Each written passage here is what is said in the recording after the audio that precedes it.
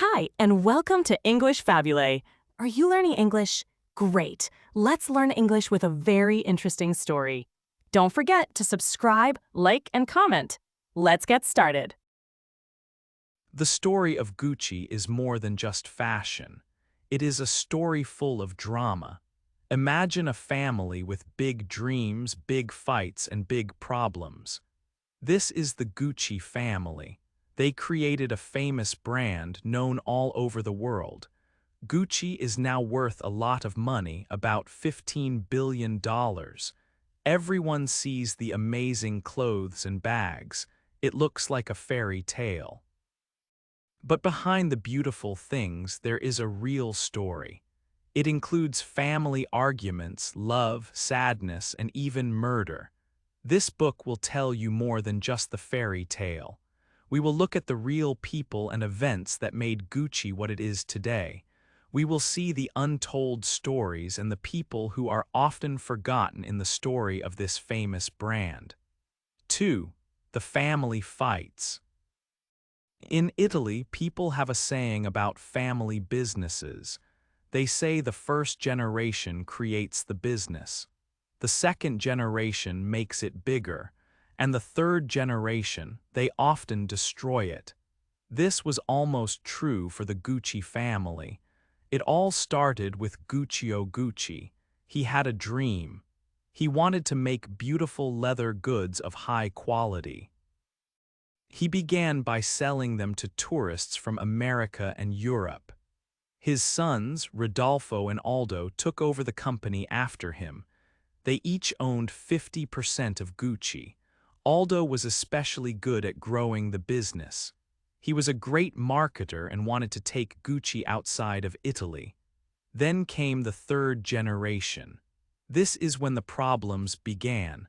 Aldo had three sons, Roberto, Giorgio, and Paolo. Together, they owned 50% of the company along with their father. Maurizio Gucci, Rodolfo's only son, owned the other 50%. The Gucci family became famous for their arguments. These were not just small disagreements. They were big fights that often ended up in court. Domenico de Sole, a lawyer, knew a lot about this. He started working for Rodolfo in the early 1980s. He saw how complicated the family was. Domenico explained that Aldo's sons felt their father was very important for Gucci's success. They thought they deserved more control than they had. They wanted more than just a part of their father's share. There were many arguments about this for a long time, but in the end, nothing changed. Maurizio kept his 50% of the company. This made the family even angrier. Maurizio had his own ideas for Gucci. He wanted to make it a more luxury brand, focusing on high quality and classic style, but his uncle Aldo and his cousins disagreed. They were happy with how things were. They were making a lot of money from selling licenses to use the Gucci name on many different products. They didn't want to change this. Maurizio also had problems at home. His wife, Patrizia, wanted him to be a powerful businessman, a real Mr. Gucci in Milan. She pushed him hard, but Maurizio felt too much pressure. In 1985, he decided to leave Patrizia. This was a big change in his life and the family. Around the same time, something else happened that shocked the family. Paolo Gucci, Aldo's son, told the tax authorities in America about his father. Paolo thought Aldo was hiding money and not paying enough tax. This started a tax investigation. Domenico de Sole remembers a meeting where Maurizio asked him to explain how serious this was. Domenico said that in America, tax fraud was very serious, unlike in Italy. Some family members didn't believe it was that serious, but Aldo was found guilty and went to prison for tax fraud. After this, Domenico de Sole's role in Gucci became bigger. He was asked to run Gucci America and solve the tax problems. Gucci was still a famous name around the world. Aldo had been clever in opening shops in places like Japan and Hong Kong. But the quality of Gucci products was getting worse. They were selling Gucci in too many places. The brand was becoming less special and less luxurious. The family fights were starting to hurt the Gucci business. It was becoming difficult to control the quality and keep the luxury feeling of the Gucci brand. The family's disagreements were now becoming a problem for everyone. 3. Losing control. Luxury brands are special. They need to be careful to stay special. It's easy to want to sell more and make more money, but if they sell too much, the brand can become less special. Gucci had this problem before. They wanted to be popular everywhere, so they sold in too many places. Sometimes the quality of products was not as good as before. This made the brand feel less exclusive. For luxury brands, it is important to be exclusive. People buy luxury because it feels special. Not everyone can have it. The experience of buying it is also important. People want to feel good when they buy a luxury item. They want good service. They want to trust that the brand is real and good quality. Brands need to protect what makes them special. Maurizio Gucci understood this. He had a clear idea for Gucci. He wanted to make Gucci more high-end. He wanted to sell more expensive and exclusive things. He wanted to make Gucci products of very high quality again. But Maurizio had a problem. He did not have enough money to buy the shares from his family members. They also owned parts of Gucci. Then Maurizio met Andrea Morante. Andrea worked for a bank called Morgan Stanley. Andrea understood that Gucci was a very strong brand. He helped Maurizio to make a plan. The plan was to secretly buy shares from Aldo and his cousins. They also asked a company called Investcorp to help them with money. To buy the shares, they needed information. Maurizio knew a lot about his family. He knew that Paolo Gucci was not happy with his father, Aldo. Paolo felt his father had treated him unfairly. Andrea Morante used this information. He made a deal with Paolo. He offered Paolo the same amount of money as his brothers, even if Aldo had given him fewer shares in the past. Paolo agreed to sell his shares. Andrea even brought a suitcase with cash to pay Paolo quickly. This deal with Paolo was important. It started a big change in Gucci. Other family members saw that things were changing. One by one, they started to sell their shares too. In the end, Investcorp bought 50% of Gucci. Now Maurizio and Investcorp own the company together. Even though Investcorp owned half, they let Maurizio manage Gucci. Maurizio was now in control. He could finally try to make his idea for Gucci a reality. 4. Maurizio's dream and fall. Maurizio now had control of Gucci. He had a dream for the brand. He wanted Gucci to be classic and very high quality. He imagined a Gucci that was elegant and special again.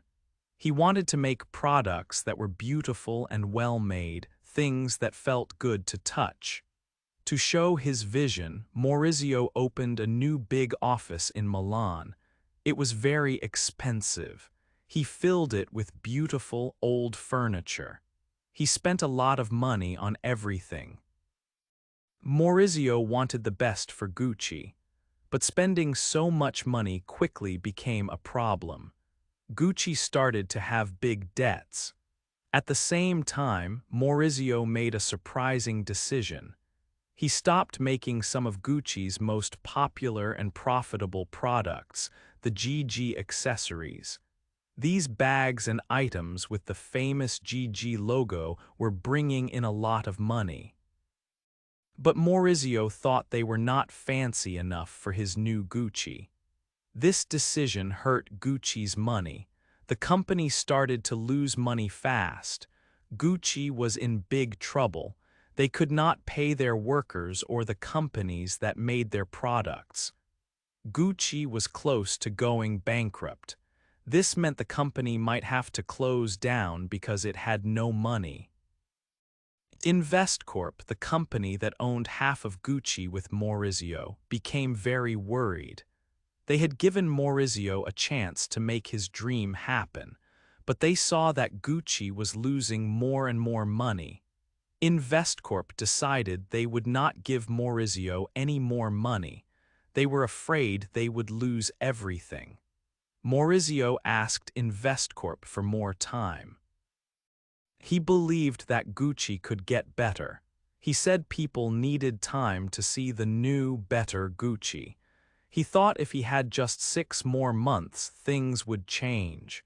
He believed that customers, especially in Japan, would start buying Gucci again, but Investcorp did not believe him anymore. They decided to take action. They wanted Maurizio out of Gucci. They worked hard to remove him from his position. In the end, Investcorp bought Maurizio's remaining shares of Gucci. They paid him $150 million. Maurizio lost control of the company he had dreamed of lighting. His dream of a new Gucci led to a financial disaster and his own fall from power. 5. Murder and mystery. In 1995, something terrible happened. Maurizio Gucci was killed. One morning in March, he was walking to his office in Milan. Suddenly, a man came up behind him and shot him. Maurizio died immediately. People were shocked. Who would want to kill Maurizio Gucci? It was a big mystery. The police started to investigate. They looked at Maurizio's business deals. They looked at his family. There had been many fights in the Gucci family. They talked to his cousins and even his ex-wife Patrizia, but at first they found nothing clear.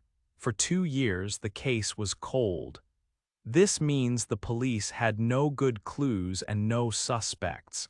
Then something changed. Someone gave the police a secret piece of information. Early one morning at 5:30 a.m., police went to Patrizia Gucci's apartment. They arrested her. Why Patrizia? People said she was obsessed with Maurizio. Even after they separated, she was still very interested in his life. She was angry and wanted him out of her life for good. People said she had talked about wanting him dead to many people. The police believed she hired someone to kill him. Maurizio's death was a sad end to his story.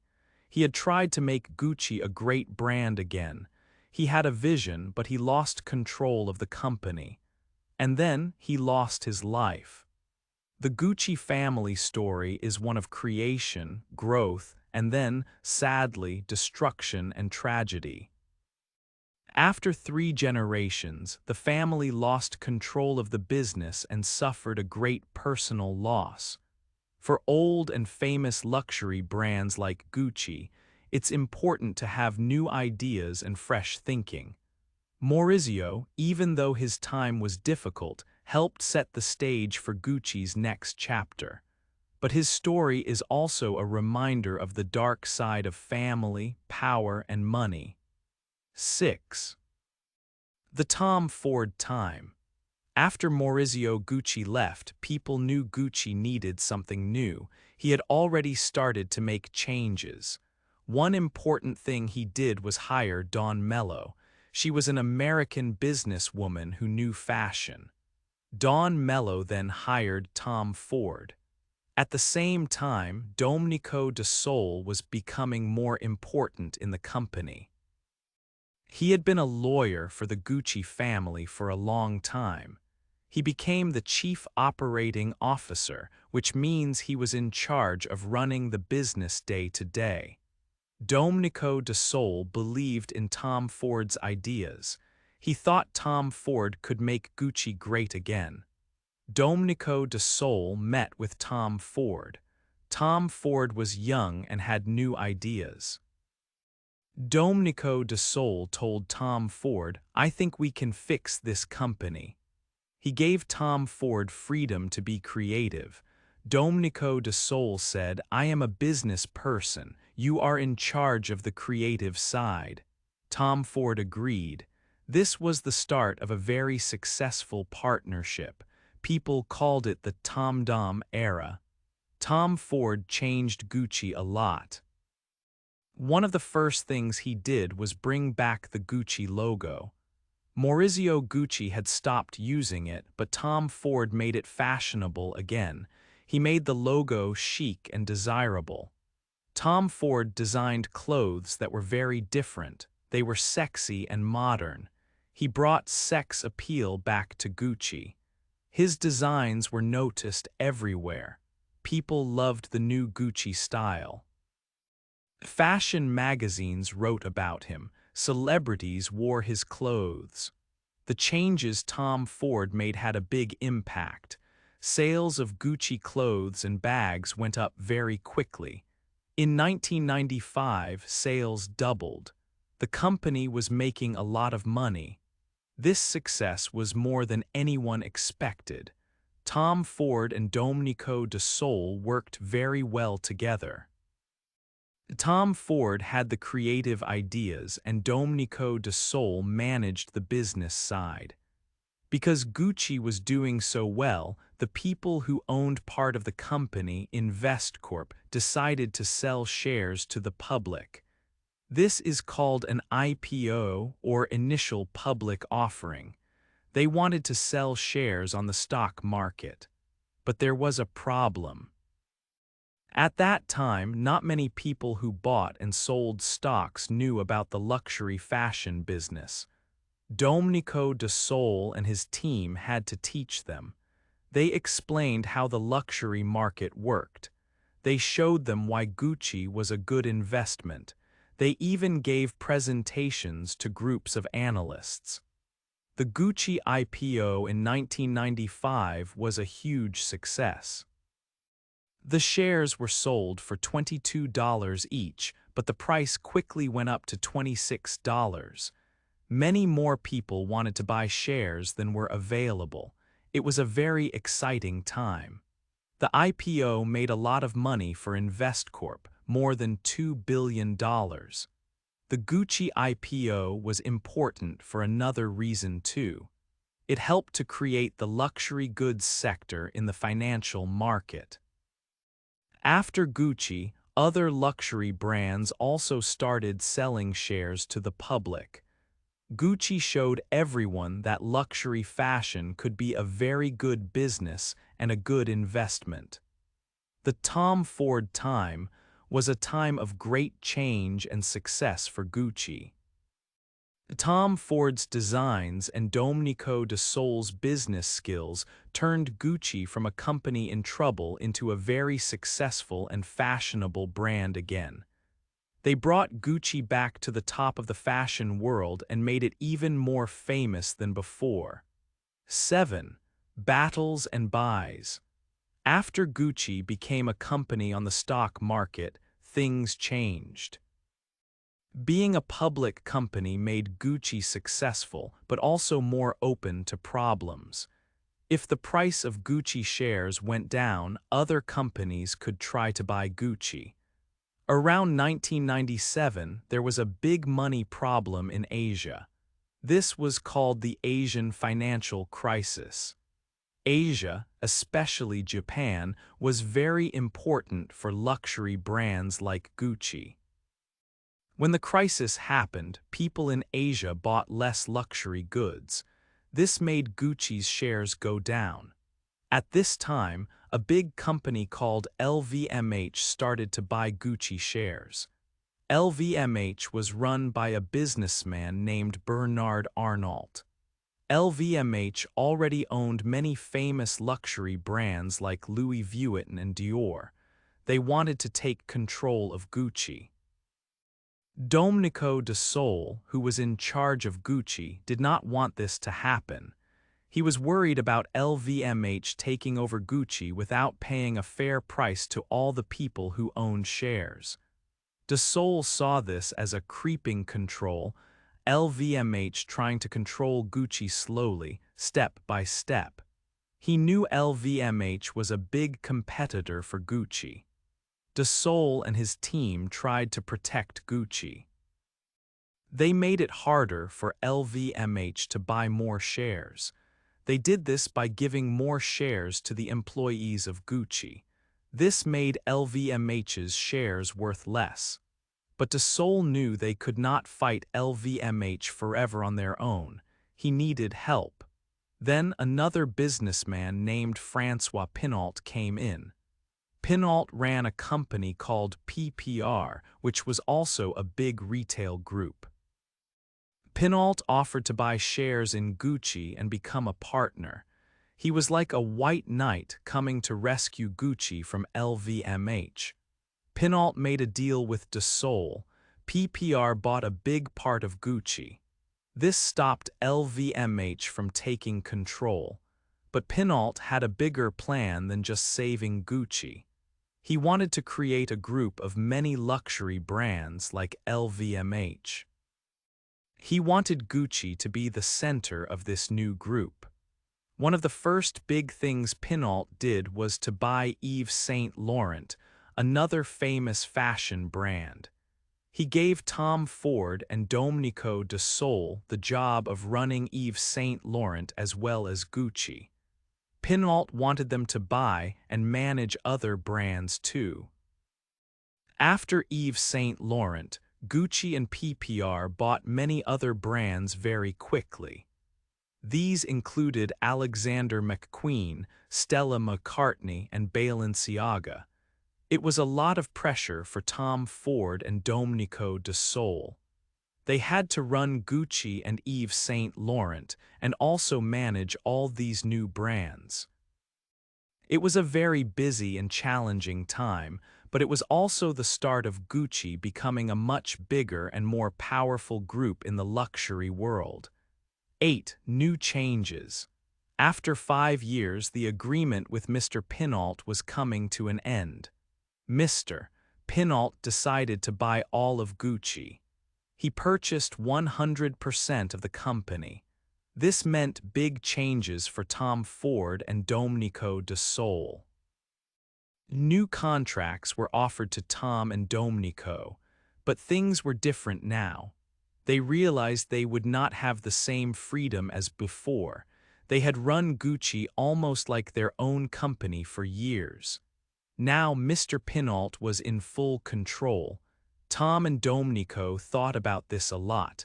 They decided to leave Gucci. This was a big surprise for everyone in the fashion world. People were shocked. Tom Ford and Domenico de Sole were very successful together. They had changed Gucci completely. Their partnership became very important in the luxury business. They showed how important it was for creative people and business people to work together. This Tom Dom model became a standard for other luxury brands. Many brands tried to copy their successful way of working. Even after Tom and Domenico left, Gucci continued to be successful. Some people wondered if Gucci would fail without them, but Gucci was strong. The brand showed it could change and adapt. Gucci continued to reinvent itself. It changed what sex appeal meant. In the past, Tom Ford made Gucci very sexy in a very direct way. But Gucci changed again. It started to use gender-blending ideas. They used non-binary styles. This new style became popular with young people, especially millennials. This new direction helped Gucci to stay successful. The brand continued to grow and be loved by many people. Gucci proved that it could change with the times and still be a leading fashion brand. Even with new changes, Gucci remained a powerful and exciting name in fashion. Hey there! Just a second before you go. If you learned something new today, please give this video a like, write your thoughts in the comments, and subscribe to the channel.